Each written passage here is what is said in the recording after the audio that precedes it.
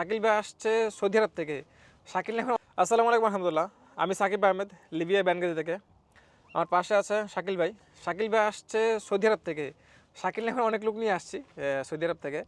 শাকিল ভাই আসসালামু আলাইকুম। ভালো আছেন? ভালো আছি, এটা জোরে বলতে দেবো। আলহামদুলিল্লাহ। আচ্ছা, শাকিল ভাই সৌদি আরব থেকে আসছে লিবিয়া বেনগাজি থেকে। তো শাকিল ভাই সৌদি আরব থেকে লিবিয়া আসছে, ওনার কী কী ডকুমেন্ট লাগছে সৌদি আরব থেকে লিবিয়া আসতে, ইভেন সৌদি আরব থেকে যারা ভাবতেছেন বলতেছেন যে লিবিয়া আসবেন, কী কী ডকুমেন্ট প্রয়োজন, আপনার কী কী লাগবে লিবিয়া সৌদি আরব থেকে লিবিয়া আসতে, ইভেন কতদিন সময় লাগে। হ্যাঁ, তো শাকিল ভাই আপনি সৌদি আরব থেকে লিবিয়া আসছেন, আপনার কী ডকুমেন্ট লাগছে? আমার ডকুমেন্ট লাগছে, কপিল আমাকে ছুটি পেপার দেয়নি, ফাইনাল এক্সিট নিয়ে আসছি। আপনি ফাইনাল এক্সিট নিয়ে আসছেন? জি। শাকিল ভাই সৌদি আরব থেকে ফাইনাল এক্সিট নিয়ে আসছে। আপনি আমাকে টাকা দেওয়ার পরে আমাকে পাসপোর্ট আমাকে কী দিয়েছিলেন আপনি হোয়াটসঅ্যাপে? পাসপোর্টের ফটোকপি আর ফাইনাল এক্সিটের আচ্ছা, পেপার। তারপরে কত টাকা দিয়েছিলেন? তারপরে 50,000। 50,000।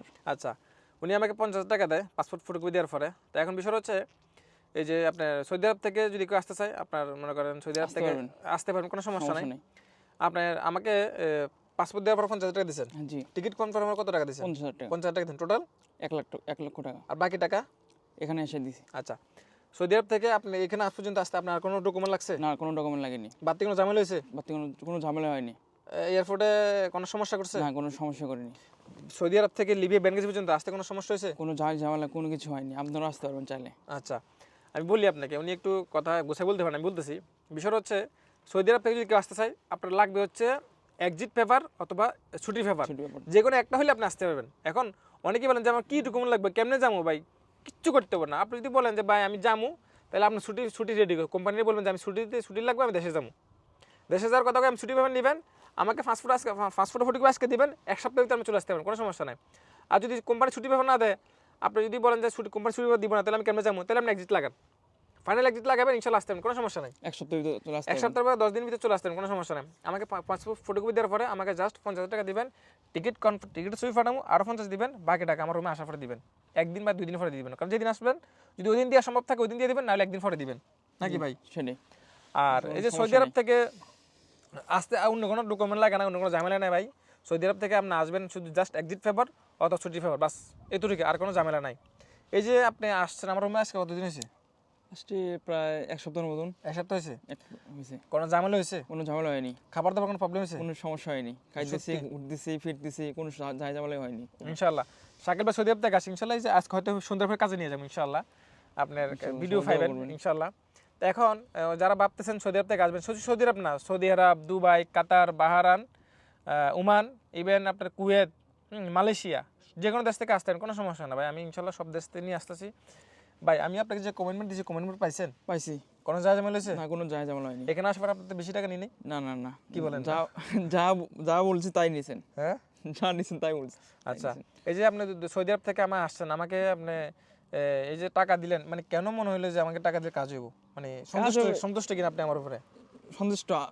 মানে এই যে টাকা দিছেন, আপনার মনে হয় না যে টাকাটা মাই যাবো? না না, এরকম মনে হয়নি। কেন মনে হয় না? আমার ভিডিও জানি যে কাজ হবে।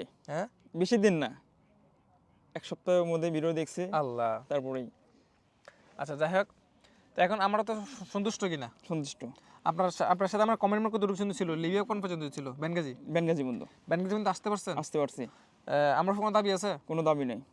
কোনো কমপ্লেইন আছে? কোনো কমপ্লেইন নেই। সবকিছু পাইছেন? সবকিছু পাইছি। সিম পাইছেন? সিম পাইছি। নেট পাইছেন? নেট পাইছি। বাড়িতে যোগাযোগ করছেন?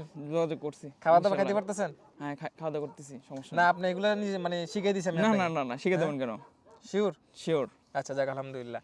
তো এখন আশা করি বুঝতে পারছেন সৌদি আরব থেকে কীভাবে আসে মানুষ, এভাবে আসবেন ইনশাল্লাহ, কোনো সমস্যা নাই, একবারে ইজি ভাই।